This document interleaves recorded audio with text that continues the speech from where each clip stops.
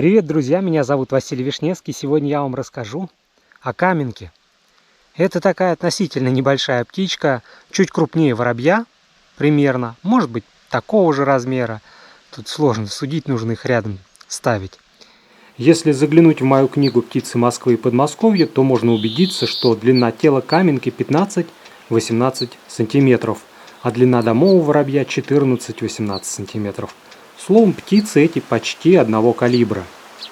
Разве что полевой воробей немного меньше каменки, а именно 14-17 сантиметров в длину. Причем так же, как и наши воробьи, обыкновенная каменка нередко встречается рядом с постройками человека. И она действительно придерживается камней, но не всегда. Песчаные и глинистые обрывы по берегам рек тоже вполне могут удовлетворить запросы каменки, если рядом будут открытые места с невысоким травостоем. Интересный случай гнездования каменки описан в Ленинградской области. Там пара каменок 2 года подряд гнездилась в полости металлических труб, составляющих раму плуга. Причем иногда этот плуг даже использовали в работе. Но птицы не только не бросили гнездо на стадии насиживания яиц, но и умудрились воспитать 2 птенцов.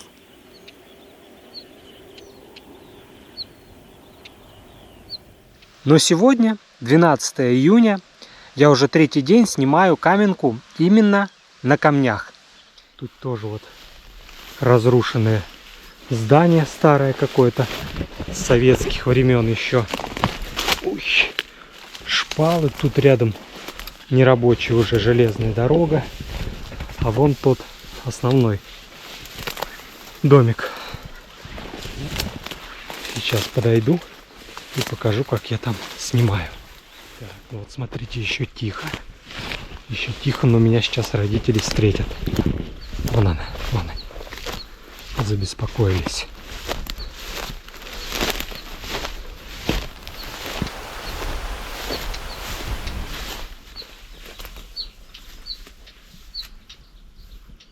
Снимать без укрытия можно было разве что беспокойство самца и самки.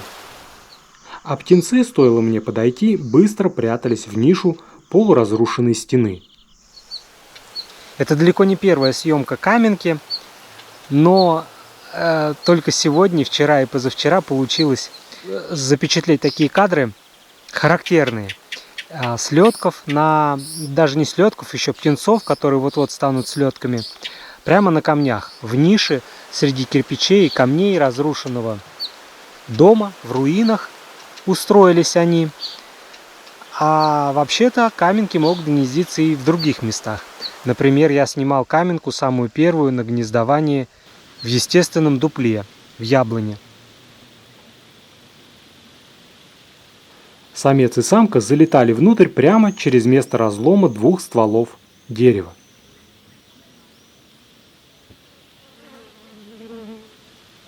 В этой яблоне было еще несколько укромных пустот, которые потом умело использовали подросшие птенцы. А еще я находил гнезда каменки на земле под куском шифера. И обратите внимание, что рядом с основным гнездом с яйцами расположено еще одно гнездо без выстилки. Получается такая 2-комнатная квартира под одной крышей. И, наконец, довольно часто каменки занимают какие-то ниши в сараях, хозяйственных постройках, ну и, конечно, в жилых домах, если найдут какие-то вот отверстия или типа нор. Даже, по-моему, кстати, в норах они гнездятся, каменки. Там в старых норах золотистых щурок, может быть, зимородков. Ну, насчет зимородков не знаю. Но, в общем, просто они ищут именно укромные места, каменки. Есть даже предположение о том, что каменки иногда могут сами вырыть нору для гнезда. Но никаких документальных подтверждений этому мне найти не удалось. Кроме того, в литературе упоминается, что каменки могут занимать старые норы ласточек-береговушек. А они довольно узкие, и вполне может быть, что каменки немного их расширяют под себя. Но сегодня они оправдывают свое название, и Это самое, это самое интересное и приятное.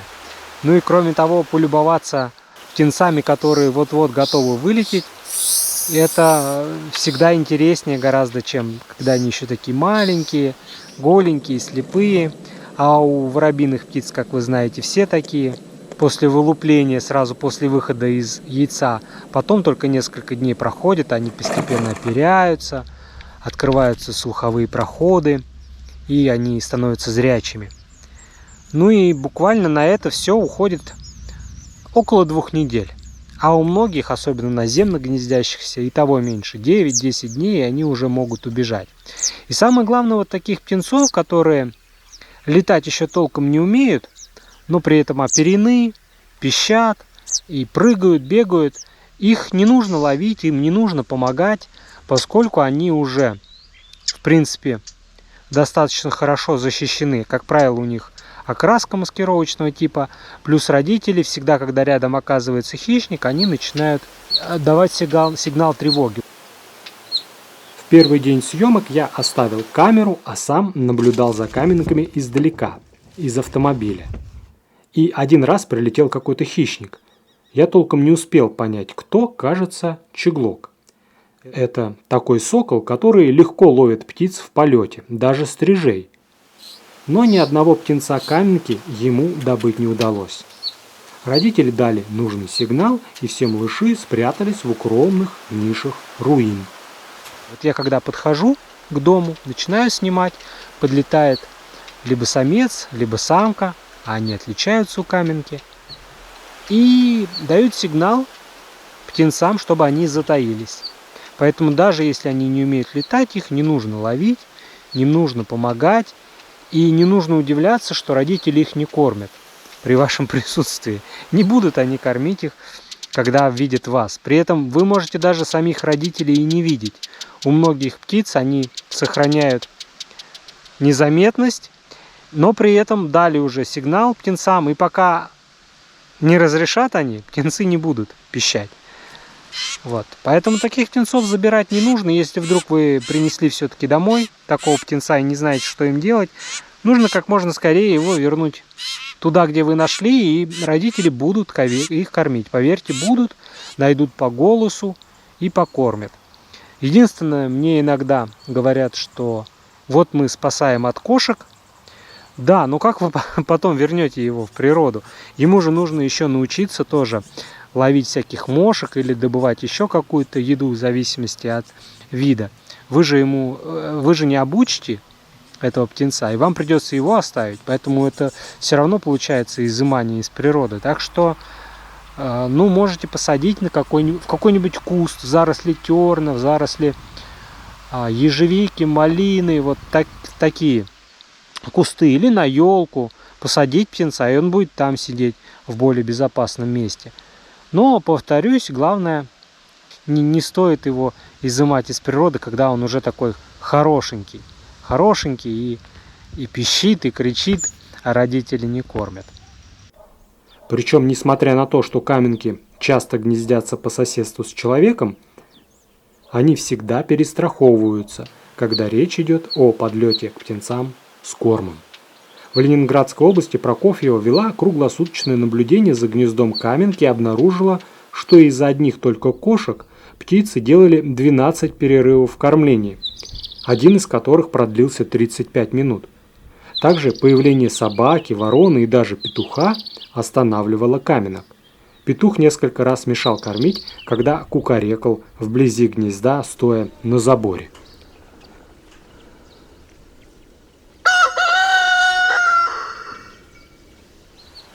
Если потенциальная угроза задерживается, то каменки либо просто роняют еду, либо съедают сами. Но место расположения птенцов не показывают. И это очень разумная стратегия. Ведь если хищник будет знать, где искать, то ниша далеко не всегда может спасти птенцов.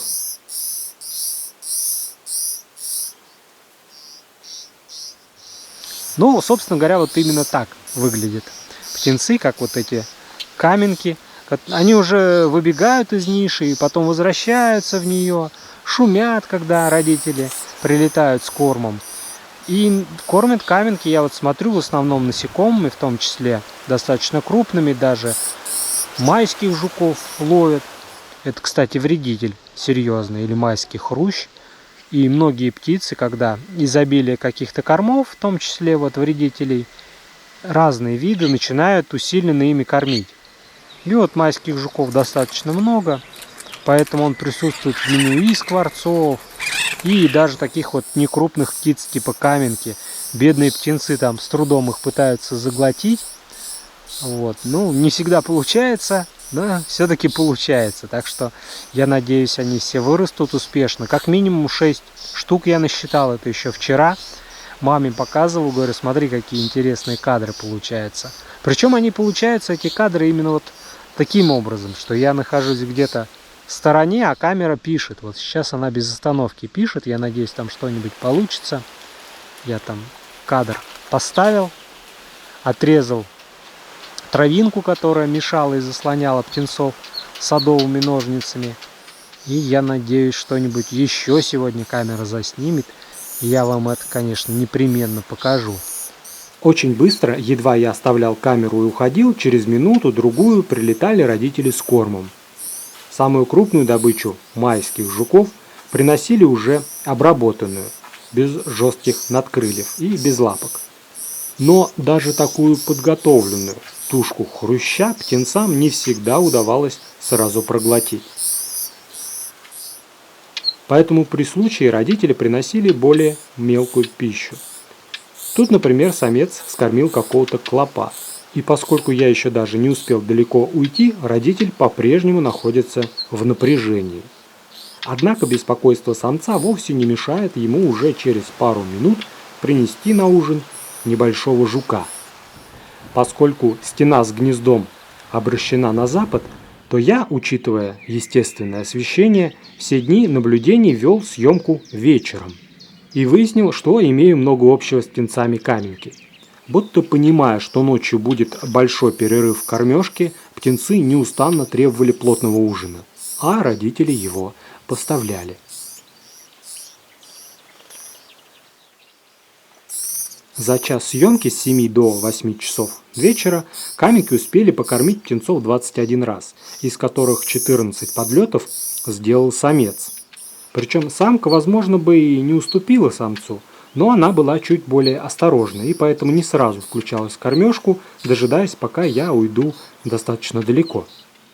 Для сравнения, в наблюдениях Прокофьевой самка приносила пищу в 2 раза чаще самца.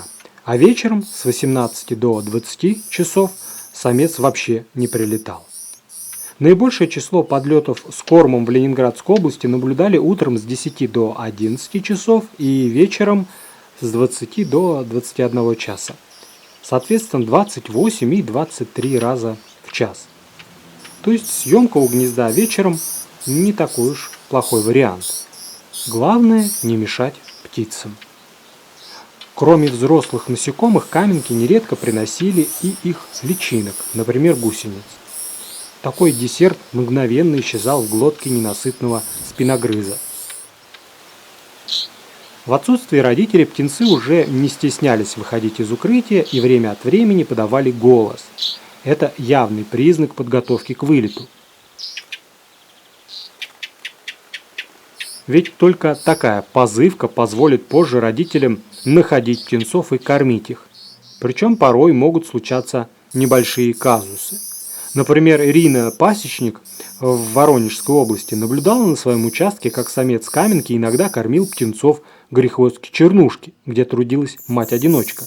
Но когда птенцы-горехвостки вылетели, самец продолжил кормить своих птенцов вместе с самкой. Словом, соседство каменки и горехвостки-чернушки на одном дачном участке оказалось весьма продуктивным. Ну и наш семьянин тоже не отлынивал от семейных хлопот и поставлял провизию исправно. Самка прилетала редко, но метко. Видимо, на обработку майского жука уходило много времени, но оно явно того стоило. Такая порция, хотя и требует четкого контроля родителя, зато хотя бы один птенец на какое-то время будет сыт.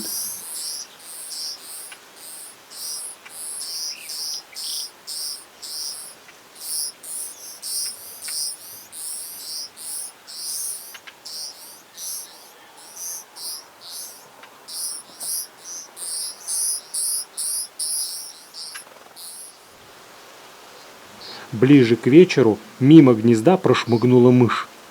Птенец ее совсем не испугался, а скорее даже возмутился. Впрочем, может быть и напрасно, ведь за мышью могла бы последовать и ласка, а этот зверек уже бы птенцам спуску не дал. На закате самец где-то добыл бабочку. Вот-вот начнет смеркаться. Первый вечер съемок оказался на удивление насыщенным. И, что важно, съемки совсем не помешали насытиться птенцам, которые сегодня уйдут на боковую, хорошо подкрепившись.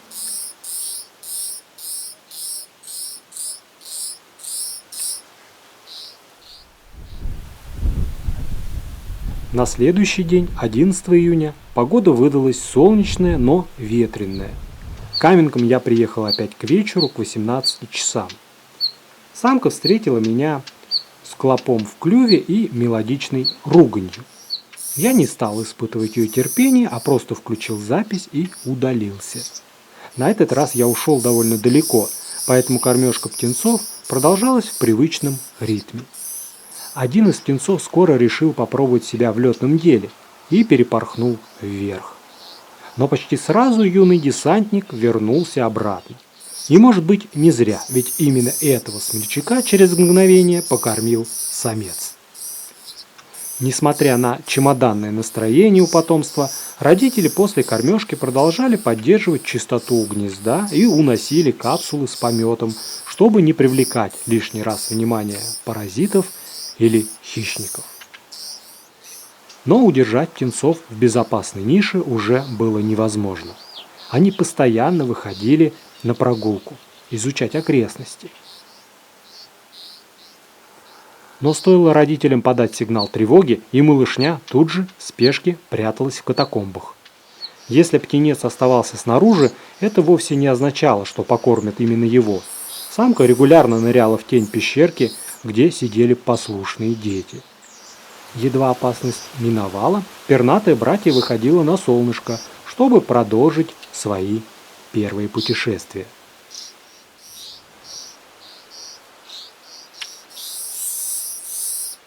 Глава семейства решил, что дети уже возмужали, и принес целого майского жука с жесткими надкрыльями.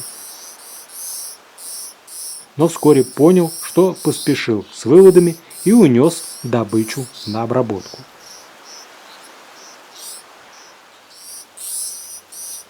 Через минуту этого же жука самец принес уже без надкрылья.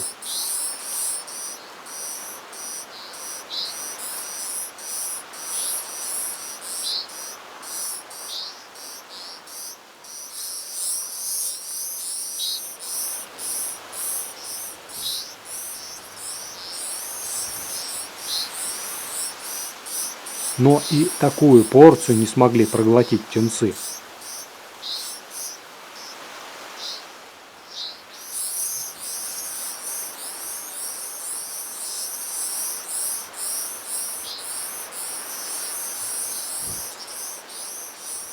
Третья попытка тоже не увенчалась успехом.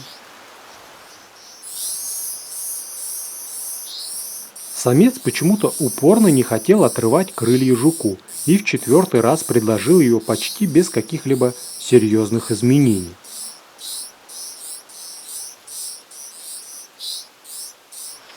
Дожидаясь расправы над добычей, самец даже пересекся у гнезда с самкой. Такое, между прочим, случается нечасто. Когда птенцы взрослые, самец и самка, по сути, устраивают бесконечный челночный бег, а потому почти не задерживаются на одном месте. 2 минуты птенец пытался проглотить майского жука, но не получилось, и самец опять унес насекомое на доработку. И, наконец, с 5-го раза, спустя 5 минут после первой попытки, птенец почти сразу проглотил добычу.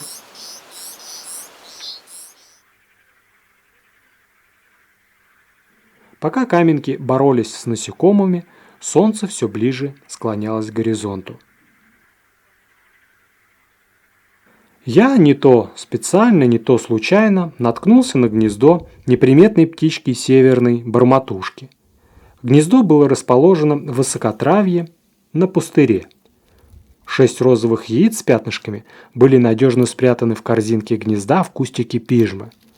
Скоро у бормотушек должны вылупиться птенцы, и за ними мы тоже сможем понаблюдать. Но вернемся в руины каменного дома.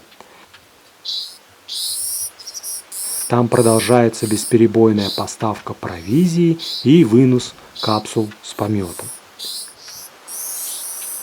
Любой подлет взрослой птицы, даже без корма, сопровождается какофонией птенцов. Наконец наступает момент, когда все 6 птенцов выходят наружу, и можно убедиться, что они вполне готовы к срочной эвакуации в случае беспокойства.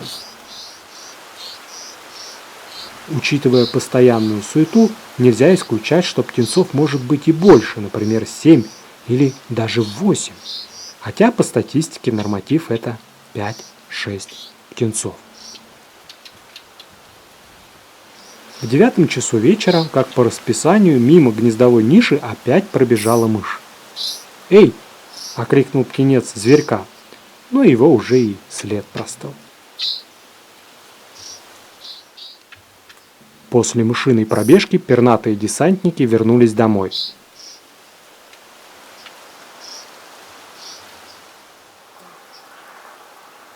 Птенцы уже внимательно следят за летающей мухой, но поймать ее пока не могут. Пройдет время, и все получится. Недаром в Европе каменок относят к семейству мухоловковых. В России же каменок традиционно считают представителями семейства дроздовых.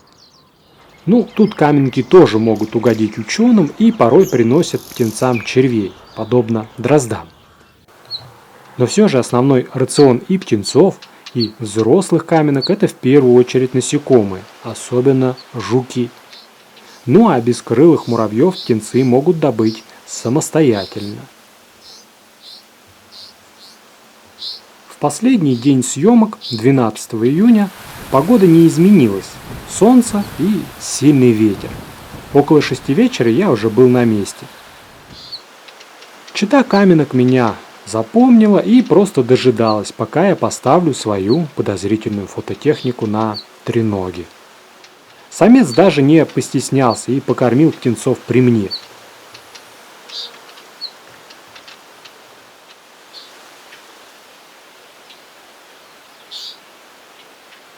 Когда я ушел, птенцы выбежали из укрытия и стали в спешке разбегаться по ближайшим руинам. Казалось, что съемку можно завершать. Но скоро беглецы вернулись и дали надежду на продолжение.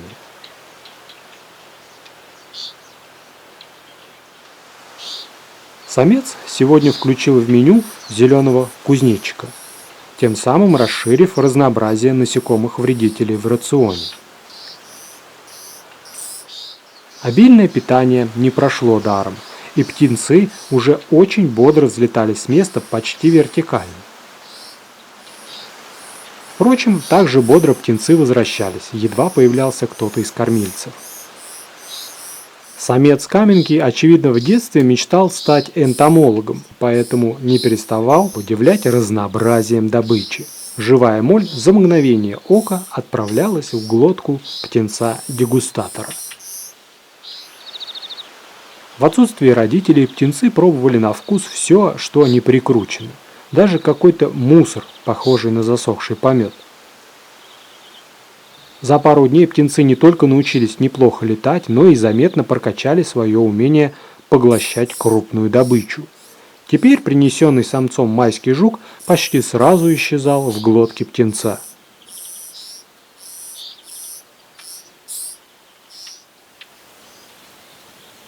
Кроме того, ребятня заметно поумнела.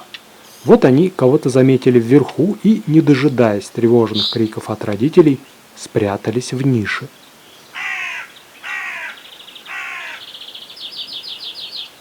Да, серая ворона – это реальная угроза, и действия малышей абсолютно оправданы. После 8 часов вечера кормежки почти прекратились. Птенцы все смелее и чаще покидали пределы родного гнезда. Стало быть, они стали полноценными слетками. Родители еще несколько дней, а то и неделю-другую будут подкармливать потомство, а потом все вместе полетят в далекое путешествие на зимовку в Африку. Вот такая птичка интересная. Да, ну и напоследок, конечно, послушайте, как она поет, тем более, что в этом году у меня получилось записать вот эту каменку. Не так часто можно услышать ее песню, голос, а уж тем более записать на видео.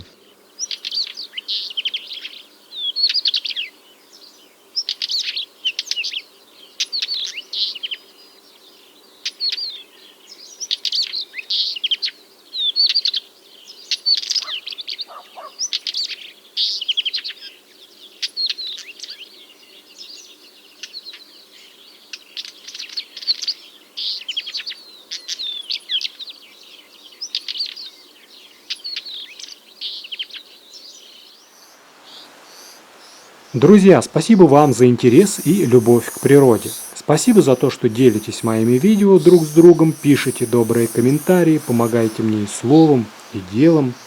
Напомню, что теперь вы можете ускорить выход новых фильмов, если пожелаете присоединиться к просмотру видео, о котором я говорил в выпуске «Кукушка 25%. Дневник натуралиста» 1-10 июня 2023 года. А с вами был Василий Вишневский, Дневник натуралиста. Всем пока, всем добра.